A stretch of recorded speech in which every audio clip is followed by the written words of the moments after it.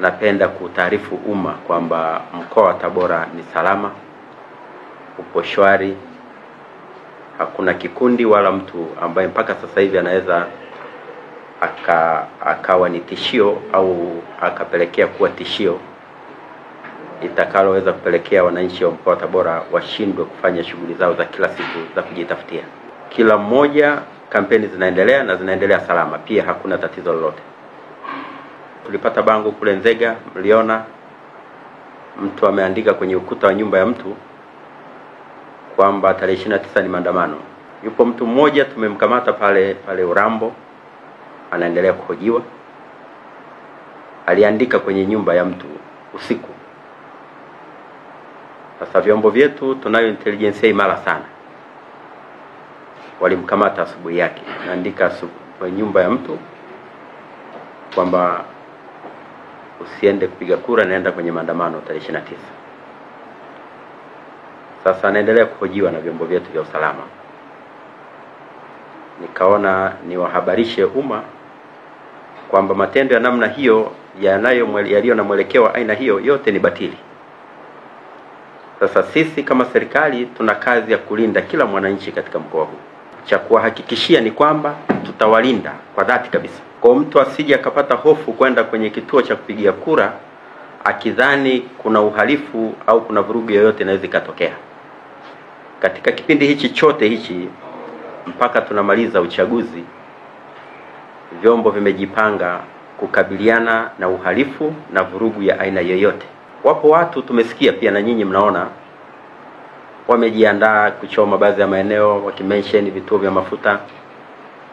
Mimi niwahakikishie wamiliki wa vituo vya mafuta vyote hapa mkoa wa Tabora, hakuna mtu atakayelipua wala kuchoma kituo cha mafuta. Yatatumika kumdhibiti hayo mafuta huyu atakayeenda kuchoma. Kwa hiyo akienda kuchoma wao wamejiandaa.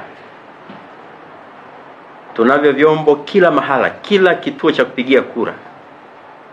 Tunao askari wa kutosha. Mpaka askari wa jeshi la uhifadhi nao ni askari wanalo jukumu la kulinda amani ya nchi hii. Wote kipindi hichi chote watahakikisha kila eneo lipo salama. Na vikosi vyote mnavyovijua ambavyo vipo katika mkoa huu vitahusika kuleta amani, kuweka usalama wa wananchi wa mkoa wa Tabora. Tumekuwa tukikamata mara kadhaa wahamiaji haramu kutoka Burundi na nchi zingine, lakini wamiliki wa vyombo vya usafiri, makondakta na madereva wamekuwa wakitupa taarifa hizi. Na kiukweli tumekuwa tukiwabaini na tunawakamata mara kadhaa. Kwa na waomba pia na wao kipindi hichi wawe macho na watu wanaobeba kwenye magari. Lakini wamiliki wa guest house, lodge, hotel na wao watusaidie. Watanzania tumekuwa watoa taarifa wazuri sana. Tunazo intelligence nzuri sana kila mahala. Kwa mtu asilale kwenye hoteli ya mtu wala guest au lodge pasipo kujulikana ametokea wapi na anakaa hapo kwa muda gani.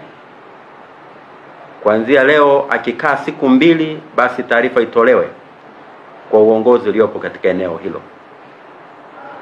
Hatutaruhusu mtu anakaa wiki haeleweki, siku 3, 5 haeleweki.